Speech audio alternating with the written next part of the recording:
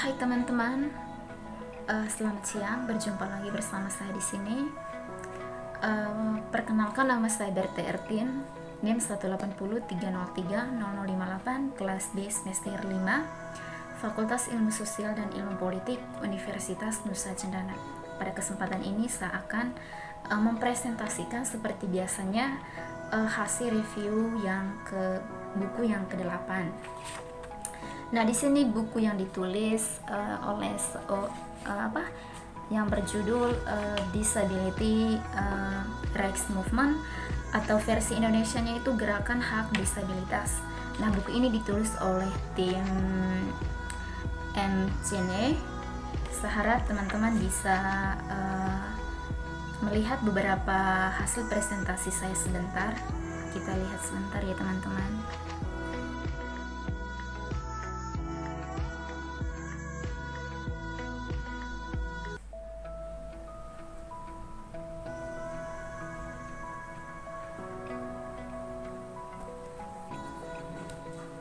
Baik teman-teman, saya akan melanjutkan presentasi dari buku yang berjudul Disability Rights Movement, atau versi Indonesianya itu tadi Gerakan Hak Disabilitas. Untuk tidak memperpanjang waktu, kita lihat pada slide yang pertama, yaitu mengatasi disabilitas. Nah, dalam slide ini yang dimana itu pada intinya adalah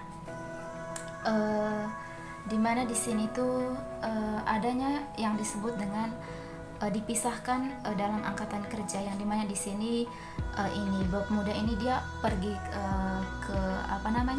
ke suatu tempat kerja, tapi di situ dia ditolak.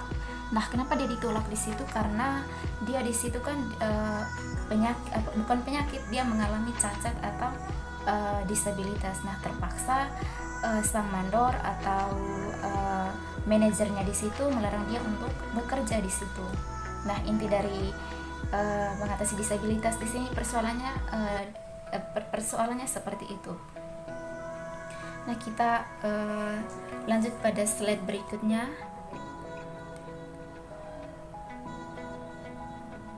Oke, yang kedua tuh dikirim ketaatan.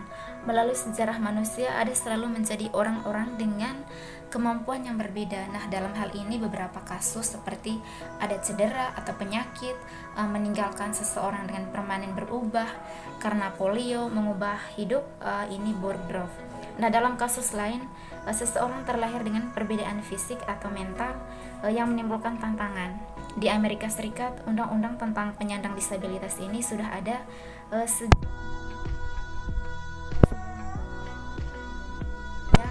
kehidupan di koloni sangat keras.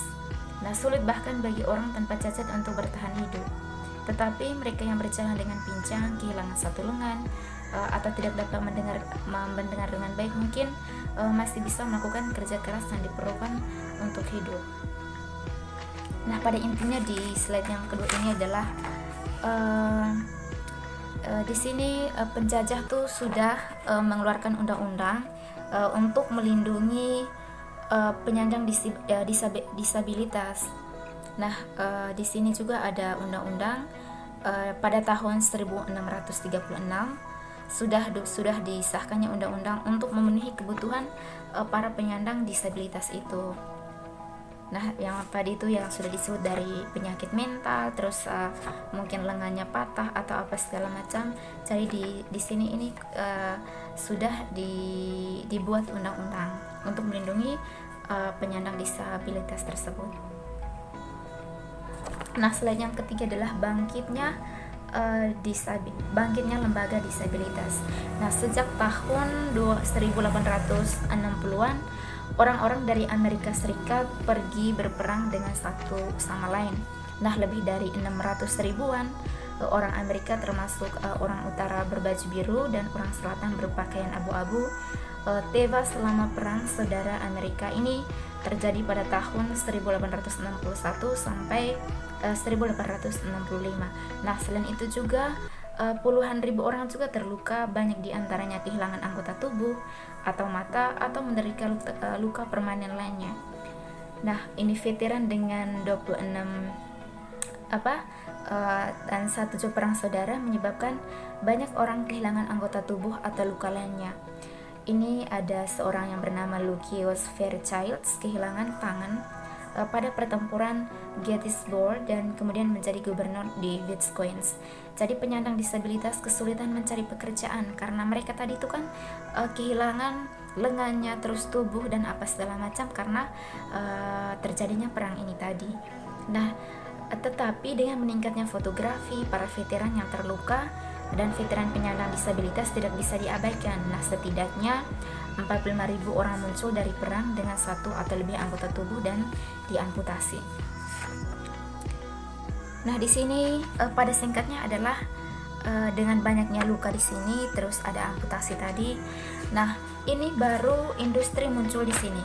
Industri muncul, bahkan di industri ini mereka sudah menyediakan tubuh dan ada istilahnya perangkat adaptif.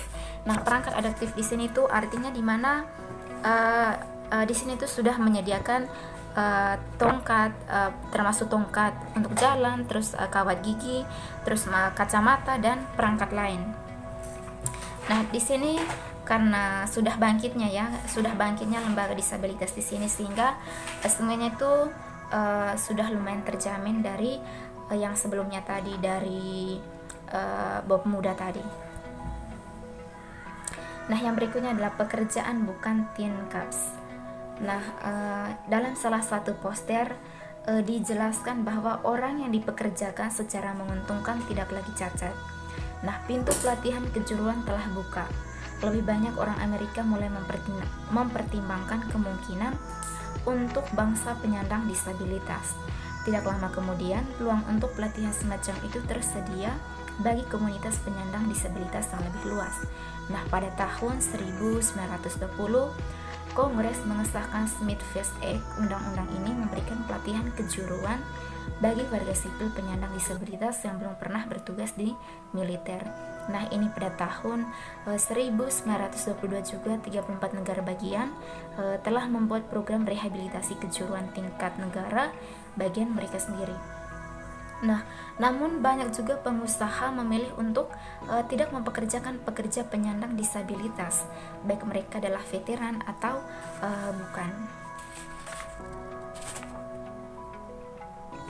Oke, kita lanjut pada slide berikutnya ya.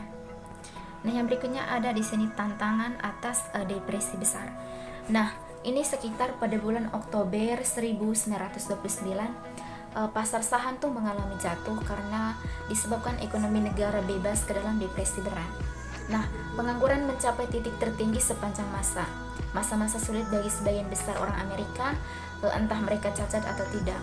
Sepanjang tahun 1130-an, bahkan ketika orang Amerika berjuang melalui depresi hebat, para penyandang disabilitas di negara tersebut membuat kemajuan lebih lanjut. Nah, para penyandang disabilitas terlibat dalam tingkat aktivisme. Nah, baru saat mereka berkampanye untuk pengakuan dan peluang yang lebih besar.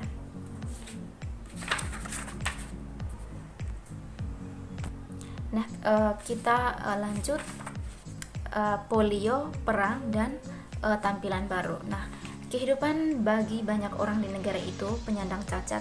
Di negara itu maksudnya di negara Amerika Serikat. Nah, penyandang cacat terus menjadi perjuangan. Mayoritas orang terus melakukan diskriminasi terhadap orang lain penyandang cacat. Nah, seringkali diskriminasi ini didasarkan pada kurangnya pemahaman masyarakat tentang disabilitas dan orang yang tinggal bersama mereka. Nah, pada saat depresi hebat atau penyakit menyebabkan beberapa orang Amerika menderita, baru apalah artinya hidup dengan disabilitas. Jadi intinya di sini itu pada waktu itu di Amerika Serikat gerakan kecacatan ini berubah dramatis di sini karena muncullah istilahnya ada advokat di sini yang melindungi atau memberikan mereka ruang bagi para disabilitas ini. Jadi mereka tidak mengalami kesendirian atau merasa tereliminasi atau merasa terasingkan di sini karena mereka sudah ada para advokat di sana untuk membantu mereka di sini. Nah, yang berikutnya adalah independen gerakan hidup.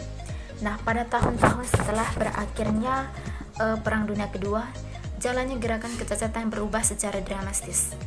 Nah, advokat untuk penyandang disabilitas mulai menggunakan tidak seperti sebelumnya bahasa yang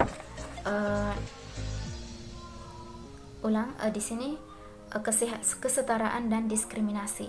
Nah, penyandang disabilitas tidak lagi menerima sikap sosial yang mengharapkan mereka untuk diam, tidak terlihat dan menyendiri. Individu dengan pasca perang, penderita gangguan jiwa atau gangguan perkembangan masih sering dikirim ke panti untuk dilupakan. Nah, penyandang cacat juga bersiap untuk tempat yang lebih besar dalam masyarakat dan mengharapkan masyarakat untuk menyesuaikan diri dengan mereka daripada sebaliknya. Nah, prasangka dan diskriminasi terhadap mereka adalah hal-hal yang sebelumnya diterima oleh banyak orang Amerika penyandang disabilitas sebagai cara hidup mereka, tetapi sekarang ini tidak dialami. Mungkin dialami, tetapi sangat sedikit kemungkinan. Nah, yang berikutnya itu adalah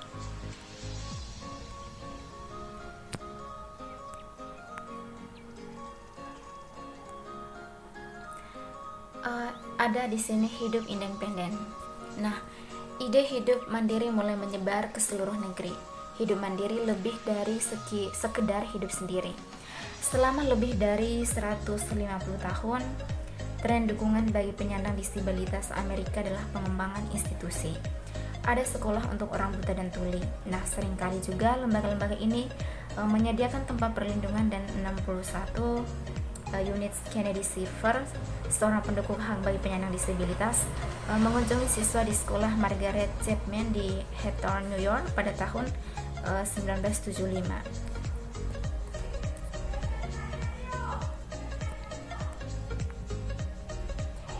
Oke, kita lanjut.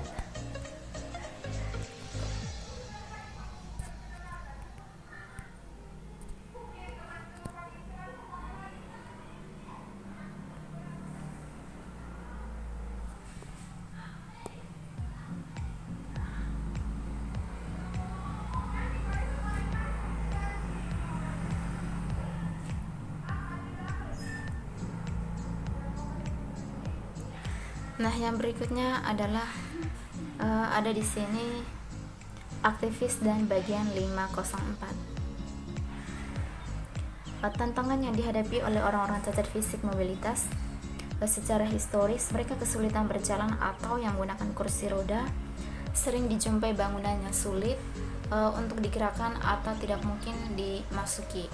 Beberapa undang-undang mewajibkan bangunan publik atau pribadi. Pada intinya di sini sudah ada muncul gerakan, sudah ada nilai atau sudah ada perubahan ya, yang dimana kelompok yang yang mengusulkan tentang bangunan supaya para penyandang disabilitas ini bisa tinggal.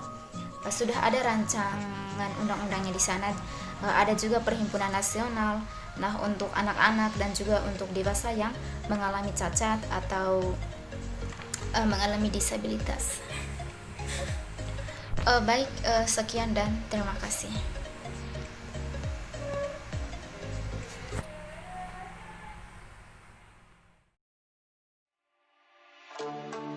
Teman-teman, itu dia tadi presentasinya. Apabila menurut teman-teman ada komentar atau ada saran, bisa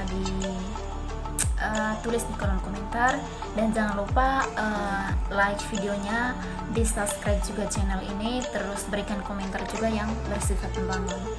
Baik teman-teman, saya Berta Ertin, sekian dan terima kasih.